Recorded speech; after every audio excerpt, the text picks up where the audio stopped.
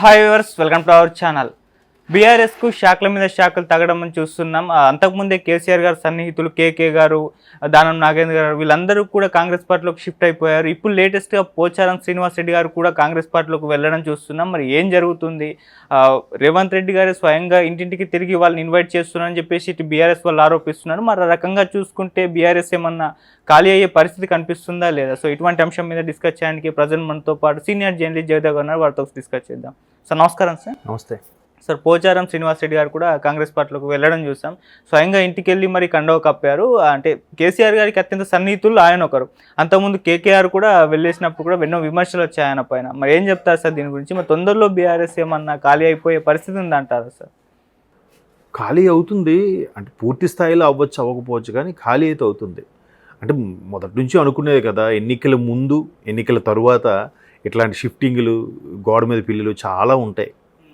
అయితే ఇక్కడ పోచారం విషయంలో మనం ఇప్పుడు మాట్లాడుకుంటే కనుక మీరు అన్నట్టు కేసీఆర్ గారికి అత్యంత సన్నిహితులు, ఒక విధంగా చాలా క్లోజ్ అయిన నాయకుడు ఆయన. ఎందుకంటే ఆయన స్పీకర్ చేశారు, తర్వాత మంత్రిగా కూడా చేసినట్టున్నారు కదా.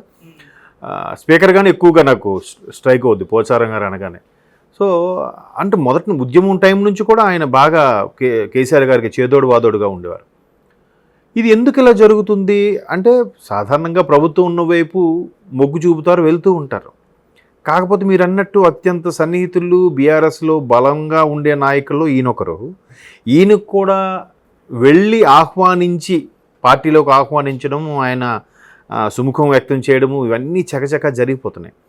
అంటే ఈ ఎక్కడైనా సరే పార్టీ ఫిరాయింపులు జరుగుతుంటాయి, వాళ్ళు వెళ్ళి కలుస్తూ ఉంటారు. కాకపోతే ముఖ్యమంత్రి హోదాలో ఉన్న వ్యక్తి ఆయన పిలిపించుకోవచ్చు, లేదా ఆయన కలవడానికి వెళ్ళొచ్చు, కానీ ఆయనే స్వయంగా ఆయన ఇంటికి వెళ్ళి పుష్పగుచ్చం ఇచ్చి మరీ ఆహ్వానించడం అనేది చాలా ఆసక్తిగా అనిపిస్తుంది.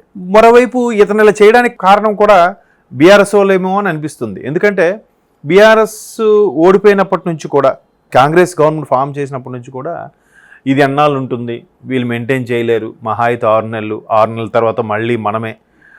కాంగ్రెస్లో చాలామంది నాకు టచ్లో ఉన్నారు, మనం కాంగ్రెస్ వాళ్ళు కొంతమంది, అలాగే బీజేపీతో కొంతమందితో కలిపి గవర్నమెంట్ మేమే ఫామ్ చేస్తాం, రేపు పార్లమెంట్ ఎన్నికల తర్వాత కాంగ్రెస్ ఉంటుందో ఊడుతుందో, ఇట్లాంటి రకరకాల వ్యాఖ్యలు బీఆర్ఎస్ వాళ్ళు కానీ బీజేపీ వాళ్ళు కూడా చేశారు. ఇప్పుడు లక్ష్మణరావు గారు కూడా ఒక మాట అన్నారు కదా, రేపు పార్లమెంట్ ఎన్నికల తర్వాత రాష్ట్ర పరిస్థితి చేంజ్ అవ్వచ్చు అన్నట్టుగా చూచాయిగా హింట్ ఇచ్చారు.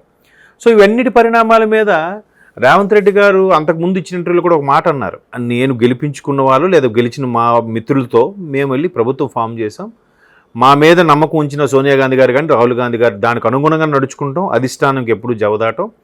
మెయిన్ తెలంగాణ ప్రజలు 10 ఏళ్ళుగా భంగపడ్డారు, ఆ భంగపాటు లేకుండా చక్కగా పరిపాలించాలి కాన్సెప్ట్లో ఉన్నాం. మమ్మల్ని కెలకాలని చూసిన, మా మిత్రుల్ని లాగాలని చూసిన వాళ్ళకన్నా ముందు ఒక 10 నిమిషాల ముందే మేము ఆలోచించి వాళ్ళ దగ్గర నేను ఇంకా మెట్టి దిగి నేనేం చేయాలో నాకు తెలుసు అన్నట్టుగా ఇంతకుముందు ఆయన గెలిచిన వారం రోజులు ఒక ఛానల్కి ఇచ్చిన ఇంటర్వ్యూలో చెప్పారు ఈ మాట. మేబీ ఆయన కెలుగుతుంటే ఆయన ముందు జాగ్రత్తగానే ఇవన్నీ చేస్తున్నారేమో. ఇప్పుడు మొన్న పార్లమెంట్ ఎన్నికల్లో కూడా చాలా 8 తెచ్చుకున్నారు కదా. అఫ్కోర్స్ ఒక విధంగా కాంగ్రెస్కి అంతకుముందు ఇచ్చిన సర్వేల ప్రకారం అయితే తగ్గింది.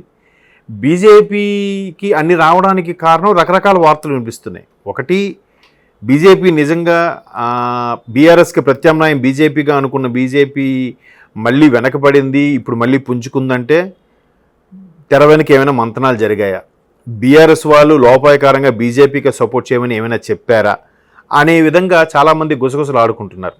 దట్ట వాస్తవం ఉందో లేదో తెలియదు. బట్ రాజకీయాల్లో ఏదైనా సర్వసాధారణం, సాధ్యమే. ఎంత ప్రతిపక్షంగా పాము ముంగిసాలు కూడా కలిసిపోయి పరిపాలించడం, కలిసిపోయి రాజకీయాలు చేయడం అనేది సర్వసాధారణంగా మనం చూస్తున్నాం. సో అందువల్లే కాంగ్రెస్కి 10 నుంచి 12 వరకు రావాల్సింది తగ్గి 8 వచ్చాయి, బీజేపీకి కూడా 5-6 రావాల్సింది 8 వచ్చాయి. ఇక్కడ బీఆర్ఎస్ తెర వెనక ఏదో నడిపిస్తున్నట్టుందని కాంగ్రెస్ వాళ్ళకి ఒక అనుమానం, చాలామంది విమర్శలు కూడా చేస్తున్నారు. సో ఇప్పుడు అవన్నీ జరగకముందే మనం తేరుకోవాలి. ఉన్న వీళ్ళు కాస్త బీఆర్ఎస్లో ఉన్న వాళ్ళు కాస్త బీజేపీలోకి మారకముందే, బీజేపీలోకి షిఫ్ట్ అవ్వకముందే మనం వాళ్ళని దొరకపుచ్చుకోవాలనే ఆలోచనలో కాంగ్రెస్ అధిష్టానం కానీ కాంగ్రెస్ ప్రభుత్వం ఉన్నట్టుగా అనిపిస్తోంది. కానీ ఒకసారి రేవంత్ రెడ్డి గారు అంటే ఈ విధంగా ఎమ్మెల్యేలు షిఫ్ట్ అయిపోయినప్పుడు ఒక మాట అన్నారు, ఈ విధంగా పార్టీ మారితే మాత్రం వాళ్ళని పరిగెత్తించి కొట్టాలి, ఎవరైనా రిజైన్ చేసి వెళ్ళాలి కానీ ఎమ్మెల్యేలుగా ఉండి వెళ్ళడం ఏంటి అని చెప్పేసి అప్పుడు ఆ విధంగా మాట్లాడారు. ఇప్పుడు కాస్త విమర్శ కూడా వస్తుంది, అప్పుడు నీతులు చెప్పి మరి ఇప్పుడు నువ్వే కదా పిలుచుకుంటున్నావు అని చెప్పి. సాధారణం కదా, అది పెద్ద విషయం కాదు, సర్వసాధారణం. ఇప్పుడు కేసీఆర్ గారు ఉన్నారు, ఒక దళితుని ముఖ్యమంత్రి చేస్తానన్నారు తెలంగాణ అయిన తర్వాత, ఏది సైలెంట్ అయిపోయారు. తర్వాత ఉద్యమం సమయంలో చాలా సందర్భాల్లో నువ్వనే మాట్లాడారు. మాట్లాడినప్పుడు సార్ ఏంటంటే మేము తెలంగాణ రాబాయ్ మేము ఎట్లా మాట్లాడతాం, నువ్వే అంటాం అని చెప్పారు.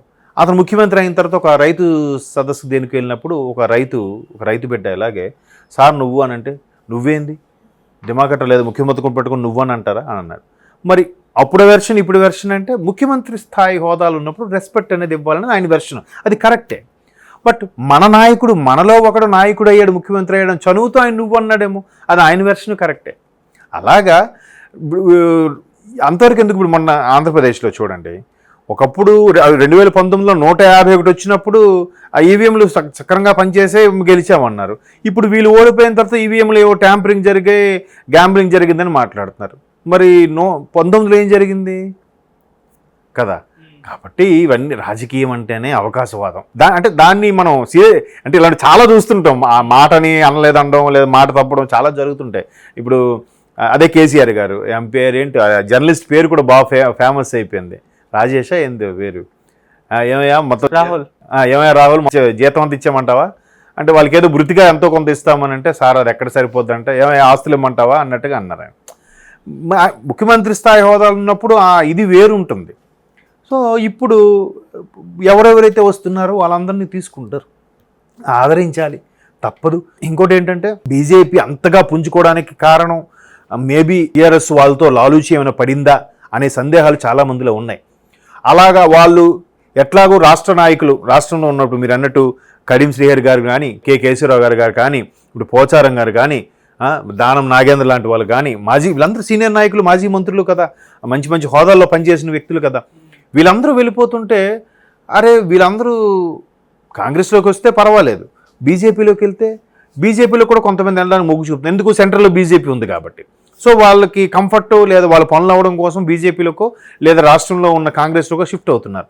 సరే బీజేపీలోకి షిఫ్ట్ అవ్వకుండా మనమే దొరకపుచ్చుకొని మన పార్టీని బలోపేతం చేద్దాం, ఇంకాస్త కాంగ్రెస్ని 2029 కల్లా పూర్తి స్థాయిలో మనం బలమైన పార్టీగా మరలి పూర్వం రోజులు పునరావృతం అయ్యేలా చేసుకుందామని చెప్పి ముందుగానే వెళ్ళి ఆహ్వానిస్తున్నారేమో నా అనుమానం. అదే కనిపిస్తుంది కూడా. లేకపోతే జనరల్గా పార్టీలోకి వెళ్ళే వాళ్ళు వాళ్ళే కలిసి సార్ వస్తామని చెప్తే సరే రండి అని గౌరవంగా ముఖ్యమంత్రి గారిని కలుసుకున్న పోచారం గారు అనొచ్చు. కానీ పోచారం గారి ఇంటికి వెళ్ళి గౌరవంగా ముఖ్యమంత్రి రేవంత్ రెడ్డి గారు వెళ్ళి కలిసి బొకే ఇవ్వడం అనేది చాలా ఇంట్రెస్టింగ్గా అనిపిస్తుంది.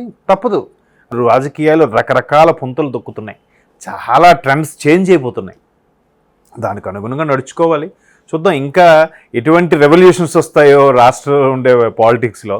Let us wait and see. Okay sir, thank you so much sir.